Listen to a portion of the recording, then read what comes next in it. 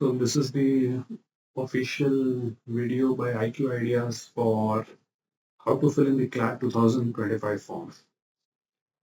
The first step is to go to the official website. So the consortium of nlus.ac.in is the official website. As soon as I enter the page, it shows me these details where you have the link of the consortium and various links regarding the consortium history, objectives, bylaws, governing body, executive committee. The second link gives me the list of all the participating national law universities, and the order is in the order of establishment. If I go back to the main page, the CLAT 2025 link is provided on top where the login details are given.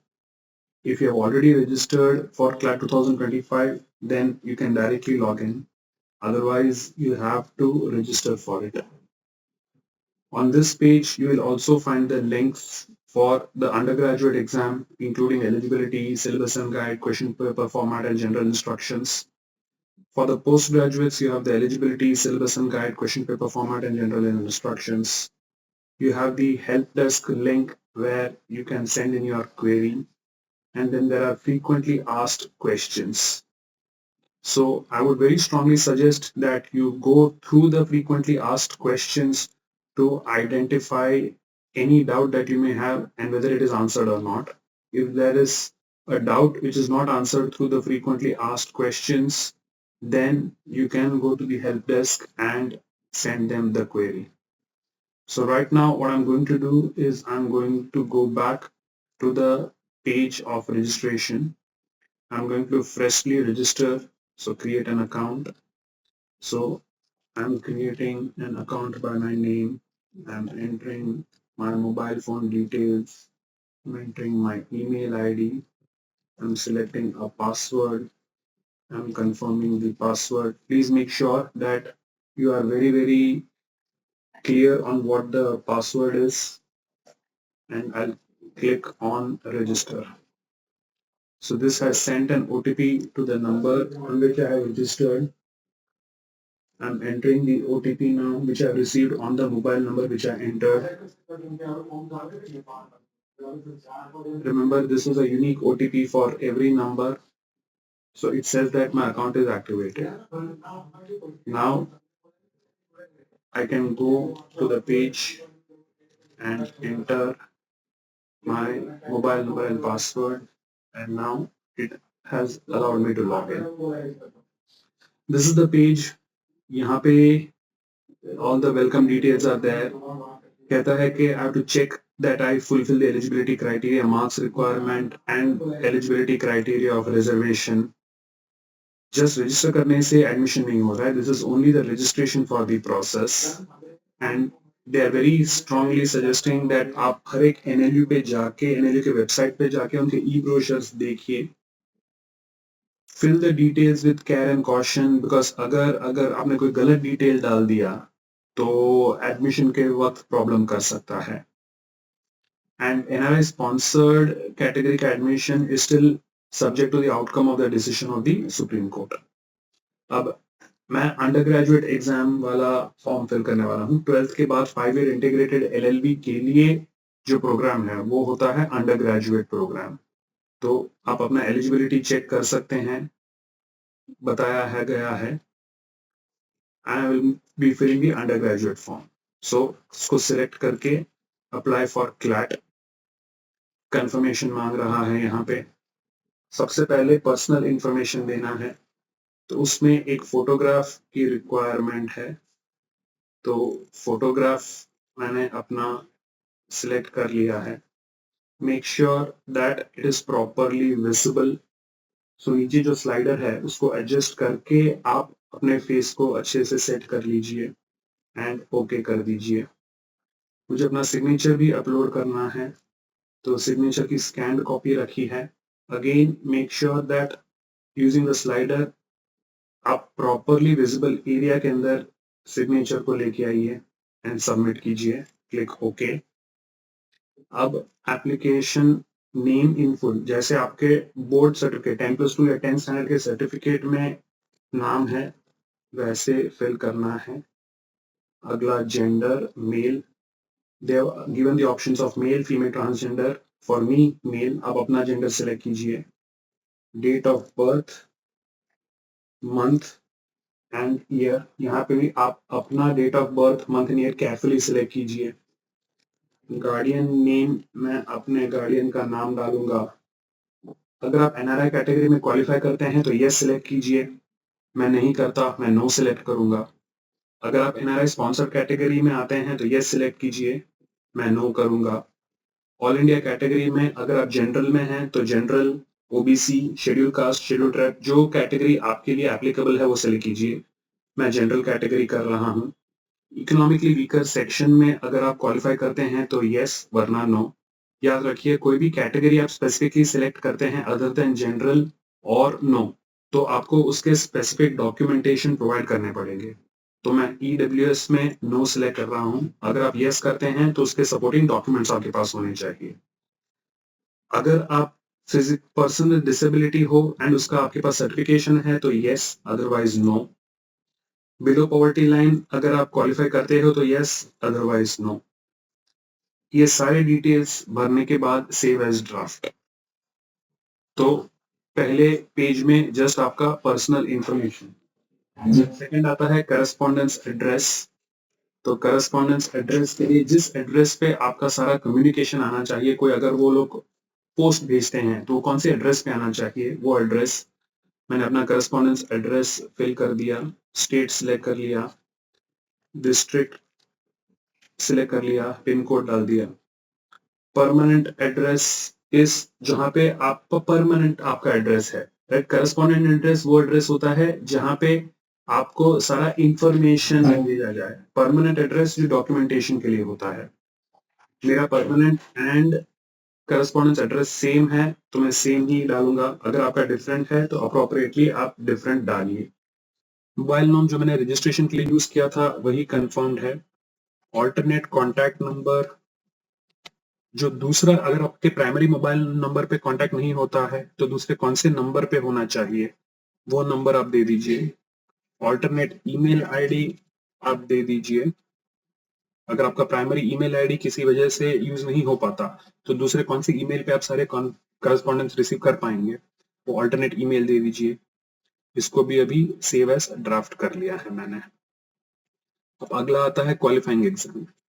तो आपने कौन सा qualifying exam दिया है या कौन सा qualifying exam देने वाले हैं। तो मैंने 10+2 12th स्टैंडर्ड साइंस से पास किया है तो मैं वो सिलेक्ट करूंगा। अब नीचे ध्यान दीजिए, if you are applying for LLB in 2025, enter as appearing और appeared, month of passing as June, year of passing as 25, leave the percentage as blank, right. तो अगर आप 12th का एग्जाम 2025 में देने वाले हैं, एग्जामिनेशन तो दिसंबर में हो जाएगा बट आपका 12th का एग्जाम तो अगले साल मार्च से अप्रैल में 2025 में होगा। तो अगर आप 12th पास नहीं कर चुके हैं, आप 12th में हैं इस साल, तो मंथ ऑफ पासिंग को जून, ईयर ऑफ पासिंग को 25 एंड परसेंटेज को ब्लैंक छोड़ दीजिए। क्योंकि मेरा 12th क्लियर हो चुका है तो मैं उसके डिटेल्स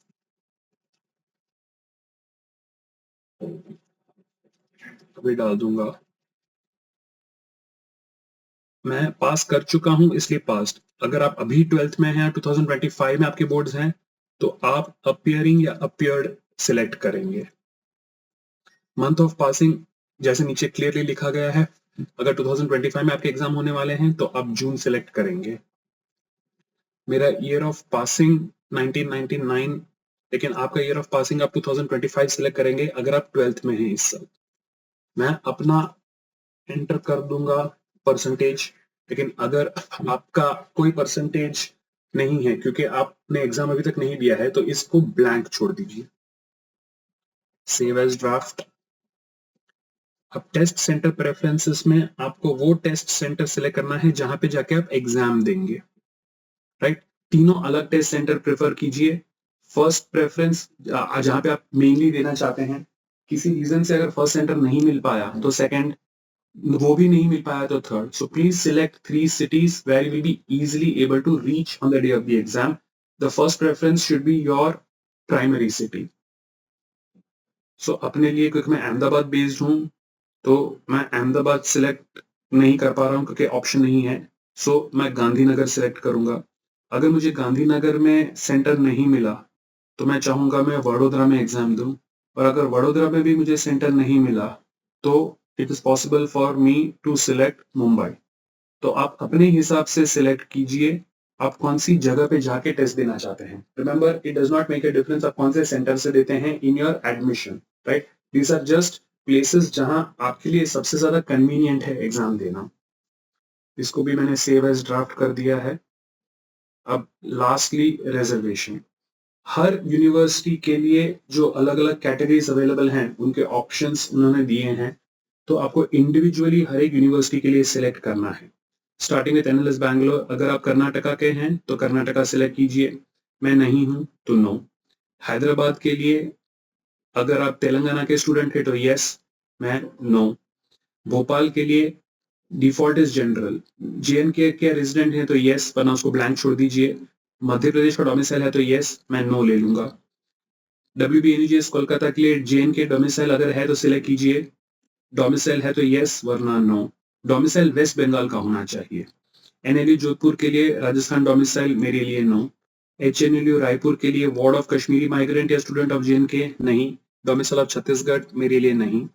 GNLU जेएनके रेसिडेंट मेरे लिए नहीं। Resident of North East India no. Sports quota boys no. लेकिन गुजरात का डोमिसाइल है तो मैं यहाँ पे यस सिलेक्ट करूंगा। तो यहाँ पे वार्निंग दिया जाता है कि I need to check the eligibility criteria, and अगर मेरा सिलेक्शन इस कैटेगरी में हुआ तो I will need to produce relevant supporting documents at the time of admission. तो इसको कंफर्म कर लिया यस। सिलवासा में domicile of Dadra Nagar Haveli no, क्योंकि मैं गुजरात डोमिसाइल का हूँ। For RMLNLU Lucknow, sons and daughters of defence personnel no. Wards of Kashmiri migrant no. State level reservation of UP मेरे लिए नो। RGNUL पंजाब तो ancestral residents of village Sidhuwal no. Kashmiri migrant JNK no. Resident of Punjab no. CNLU Patna state reservation Bihar मैं नहीं claim करना चाहता। NUALS Kochi JNK migrant no. Native of Kerala no. NLU Odisha domicile of Odisha no. Ranchi के लिए JNK resident no. Resident of Jharkhand no. Assam के लिए permanent resident of Assam no. Visakhapatnam के लिए ward of Kashmiri migrant no. Reservation of Andhra Pradesh no. Tamil Nadu Tiruchirappalli के लिए ward of Kashmiri migrant no. State level reservation of Tamil Nadu no. MNLU Mumbai के लिए ward of ex serviceman no. JNK resident no. State level of reservation Maharashtra no. Nagpur के लिए ward of ex serviceman no. State level reservation no. Aurangabad के लिए ward of ex serviceman no. State level reservation no. Shimla के लिए ward of serving personnel no. Kashmiri migrant no. JNK resident no. Domicile of Himachal no. Jabalpur के लिए JNK resident no. Domicile of Madhya Pradesh no. Sonepat के लिए ward of land owner of RGECWL no. Domicile of Haryana no. Agartala के लिए domicile of Tripura no. अब क्योंकि मेरा गुजरात का डोमिसाइल है और बाकी कोई रिजर्वेशन नहीं है, मैंने गुजरात डोमिसाइल के अलावा सब में नो फिल किया है। आप वो चूज कीजिए जो आपके लिए रेलेवेंट है, जो आपके लिए एप्लीकेबल है, एंड कंफर्म करो कि yes all the information is true. I will select that my details may be shared with third party for private university. अगर आप चाहते हैं कि क्लैट कंसोर्शियम आपकी ये सारे डिटेल्स प्राइवेट यूनिवर्सिटीज को भी दे ताकि वो आपको कांटेक्ट कर सके, तो yes, I do not consent. मैं नहीं चाहता कि क्लैट मेरा इंफॉर्मेशन प्राइवेट यूनिवर्सिटीज को दे। I do hereby select that my details may be shared with third party agencies of government public sector. मैं कंसेंट नहीं करता। लेकिन अगर आप चाहते हैं कि आपका जो क्लैट का इंफॉर्मेशन है वो प्राइवेट यूनिवर्सिटीज के साथ शेयर हो तो आप कंसेंट कीजिए। अगर आप चाहते हैं कि आपका जो डिटेल है वो रिक्रूटमेंट या गवर्नमेंट पब्लिक सेक्टर डिफेंस के साथ शेयर हो सके तो आप कंसेंट कीजिए। मैं दोनों के लिए डू नॉट कंसेंट भर रहा हूं। अब इसके साथ मैंने फॉर्म सबमिट कर दिया और एक्शन को कंफर्म कर लिया। तो अब एक बार मैं सारा अपना इंफॉर्मेशन यहाँ पे कंफर्म कर सकता हूं। ईमेल आईडी के नीचे वैलिडेट योर ईमेल एड्रेस में मैं रिक्वेस्ट OTP प्रेस करूंगा तो मेरे इनबॉक्स में जाके ये मुझे एक OTP देगा। सो मैं अपने इनबॉक्स में जाके अपना मेल चेक करूंगा जिसमें मुझे ये OTP मिल जाना चाहिए। मेरे इनबॉक्स में OTP आ चुका है। वो OTP मैंने यहाँ पे एंटर कर दिया एंड वेरीफाई ईमेल प्रेस किया तो मेरा ईमेल वेरीफाई हो चुका है। रिमेंबर, ईमेल वेरिफिकेशन इंपॉर्टेंट है। आपका सारा कम्युनिकेशन क्लैट इस ईमेल आईडी पे करेगा। अब मुझे जाके NLU प्रेफरेंसेस लिंक जो है वो काउंसलिंग के प्रोसेस के बाद ही ओपन होने वाला है। सो इस साल आपको NLU के प्रेफरेंसेस पहले से नहीं देने हैं। अगर आप क्लैट 2025 रिजल्ट के अनाउंसमेंट के बाद क्वालिफाई हुए हो तो आपको वो लिंक मिलेगा जहां पे जाके आपको आपके NLU के प्रेफरेंसेस देने हैं। मैं इस फॉर्म को एडिट, जब तक रजिस्ट्रेशन खुला है तब तक तो एडिट कर ही सकता हूं। अब एक स्टेप बचा and that is make payment. तो मेक पेमेंट में जब मैं क्लिक करूंगा तो 4000 का एप्लीकेशन फीस है।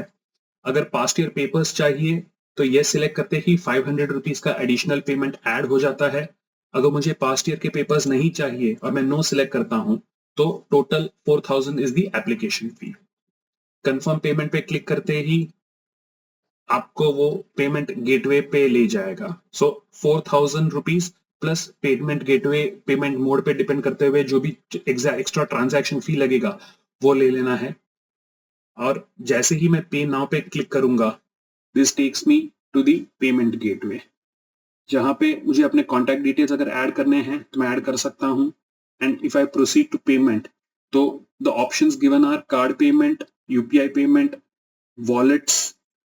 यूपीआई के अंदर वॉलेट्स अलग अलग, नेट बैंकिंग पेमेंट्स हैं। अगर मैं चाहूं कि EMI लूं तो मेरे बैंक के हिसाब से मैं EMI ले सकता हूं या पे लेटर।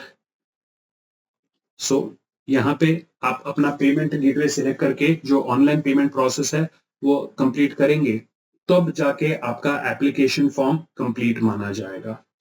एज ऑफ नाउ मैं पेमेंट प्रोसेस कंप्लीट नहीं कर रहा हूं, लेकिन याद रखिए अगर आप अपना पेमेंट प्रोसेस कंप्लीट करते हैं तभी आपका एप्लीकेशन कंप्लीट माना जाएगा। अगर आपने सारा फॉर्म भर दिया लेकिन पेमेंट कंप्लीट नहीं किया तो आपका एप्लीकेशन कंप्लीट नहीं माना जाएगा।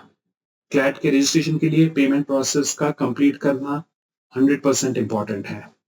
तो ये रहा क्लैट 2025 का simple application process. All the best.